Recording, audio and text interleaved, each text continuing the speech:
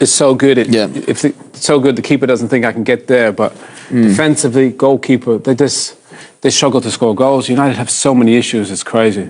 Talking of Onana, he had a horrible moment for Brighton's third. Yeah, I mean, it's individual mistakes, isn't it? Individual errors, especially at this level. You know, you make mistakes like this, you're going to get punished. But throughout the game, I mean, Brighton deserved to win the game anyway. United one shot him. But you see here, you know, it should be just, it's not even hard, is it, really? But look, Jay, even on, they're late to everything. Everybody's late. Okay, it's a mistake from Onana, you know, and false Ruta, but everybody's late to everything. Even Amorim said that against Southampton, didn't he? He said, you know, you're late into the press. It's reactive, isn't it? Like, Ruta's obviously the first one to react there. You know, any spillage, and then, you know, but it's a bad mistake. And today, Owen, Manchester United at home in the Premier League, one shot on target. Steve, they never looked like scoring. You know, they scored from a penalty. That was it. You know, Brighton had one disallowed, scored 3, probably had numerous chances outside of that. But I mean, you see the graphic there, the last 6 results. Everybody's giving United trouble. I mean, Southampton were last place with 6 points from 60 and could have got something. So when you think you're going to play, you know, Newcastle and you're going to play Bournemouth and you're going to play Brighton, you're going to get punished. And I think that's the worry for Amorim. You know, he's come in, he said, look, I'm going to play this way. You'd have to say it doesn't suit the players that they have right now. It's not just about playing your way you want to play, which is fine. You've got to find a way to get results. That's it. And they're not doing. 11 points he's got from a possible 33 since walking through the door. If you're conceding goals, but if you don't like scoring, there's got to be a problem. Apart from, I think his first game against Ipswich, I think it was a Rashford goal, the first one. They could have lost that game and all. Yeah, but even that, you look at it, you think, okay, you can sort of see the patterns, what he's trying to do, and you think, okay, but apart from that, really, you just can't see what they do in terms of in possession. Out of possession is too easy to play against. I think they struggle to keep the ball with this formation sometimes. You know, I think to progress it between the lines, because there's only 2 central midfield players, I think it's hard to keep it. You know, so you're relying on individual moments like, you know, from Ahmad to kind of get you out of trouble, but defensively, you know, they don't look great. And aside from all that, are you seeing the right attitude, the right effort, the right application? Yeah, I don't think it's an attitude thing. I don't think it's an effort thing. I think the boys are trying, but obviously, you look a little bit confused to you. They probably are confused, yeah, because they're trying to do what the manager wants them to play a certain way, and they're going to do it, right? Because if they don't, they're not going to play. Right. But I think the recruitment's been a huge issue over the last 3-4 years. You look at Brighton; they had 6 players in that starting 11 that would start for Man United. That should never happen, ever.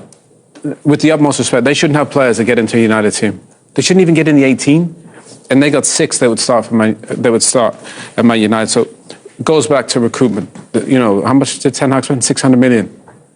And there's not many of those players that would start for another top 4 Which side. isn't Rúben Amorim's. No, I know it's not. But what I'm saying is, it goes back to recruitment. They got to get recruitment right. But again, I think it's such a danger just to recruit because we play this way. We play a 3-4-3. Because what if Rúben eventually goes? You know, then you start with those players as well. So I think they need to be a little bit more flexible, a little bit more variable than this, because it's not working defensively or offensively. They never seem to be in control, though. No, when you watch the games and that, you never think, especially at home, like they never really seem to be in control. They win the ball back and you think, okay, then can they gain some control and get some passes, have a spell? Never seem to be in control. And top of that, can they, you know, go forward and create chances? So I mean, Ahmed, you give it to him and he was, okay, just get on with it. Points at Old Trafford today. Danny Webber joins me in the studio to dissect all of that. And as I said, a really difficult day all around for fans and for players. Yeah, without a shadow of a doubt. Firstly, it would have been nice to have honoured Dennis Law's life and association to this football club with a win, and seen that sort of passion evident in the performance. But it wasn't to be. It wasn't to be. Brighton have come here and been a real thorn in our side over the past couple of years, and again proved to be the case. Without being exceptional, I'd say Brighton haven't been exceptional today. They've just been efficient. They got the job done, and you know, we've made errors which they've punished us for. You can see it written all over the players' faces there, can't you? The disappointment, because it's been an emotional couple of weeks for the players. Some big games they've played, some great performances put in, but you can see it on their faces there how disappointed they are. Yeah, and Rúben made a point after Liverpool game where he said, I'm angry because this is the level of performance that I know they can basically give, and that's not what I've been getting.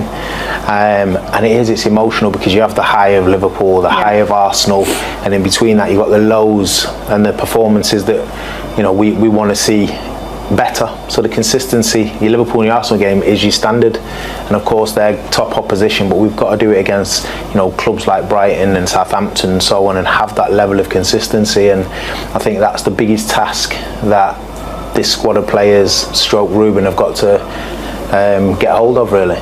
That seems to have been the story since Rúben has come in. We can perform against the top teams, not so much against the lesser teams. What do you put that down to? It's mentality. It's mentality, and you know, you can say that, do the players have the mentality? But yes, they do have the mentality, but you have to deliver it every single game, because you see it, then it makes you feel excited as a fan. It makes you feel like, okay, we're going somewhere. And then it's not the same, but that's only application, that's endeavour, and that's, you know, being streetwise on the pitch and doing your jobs as well as you can. And I think that is the frustration, is that you're not looking at a bunch of players who can't deliver top level performances. They can, and we've seen them do it, and it's just the consistency, which is, in my opinion, mentality. You'd said at half-time that Brighton, you know, they started better than us, and then we got into the game. What did you notice different in the second half then? I just felt that Brighton were the most consistent throughout. You know, they started the second half in the same way they started the first. They came out of the blocks. The first and most second balls. So when the first ball's gone up and, you know, the ball drops down, they're on it before everybody. We're taking a touch, they're nicking it off our toes. And it's little details as to, it's disappointing. If you're the person who has the ball and someone nicks it off your toe, that's a moment of disappointment you've got to deal with. And if that's happening across the pitch, then you're losing all the tiny little micro battles that make your performance good. And they were winning those. Obviously they get their goal, you know, Onana makes a mistake which just hands them another goal, and then you're in a position where you can't come back. You know, there's experience in the Brighton team now, enough experience, not like, with all respect to Southampton, that team. Yeah. You know, that team's 6 points, bottom of the Premier League and really struggling. The Brighton team are, you know, they may not be in the top 6, but there's enough experience to see out a game when they go 3-1 up at Old Trafford. And they've done it 3 times consecutively, which is the unfortunate thing for us, because they know how to win here then. 100%. And that feeling's familiar to them, and something that we really have to do as a culture, as a football club, is change it so that Old Trafford isn't a place people think they can get anything from. And if they walk away with a draw, they're absolutely delighted. But there's too many people coming here in recent years and taking points off us, which isn't the standard of, you know, Manchester United.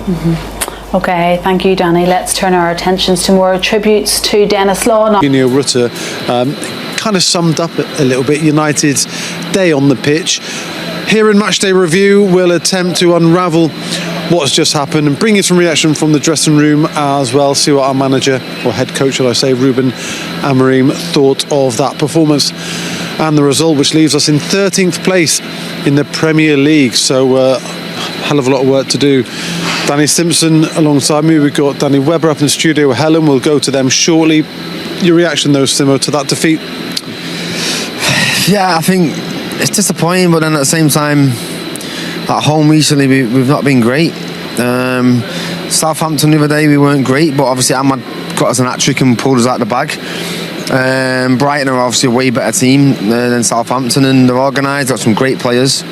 I think when we went 1-0 down, probably deserved. Obviously we got the goal, like you said, through Bruno, and felt like that then it was pretty even going into the second half, and I thought, right, half time, you know, get the manager, speak to him about what we need to do, what's going wrong. But in the second half we just didn't get going at all. I thought the disallowed goal was gonna like spark something into the group, and it didn't, which was a foul on Dalot.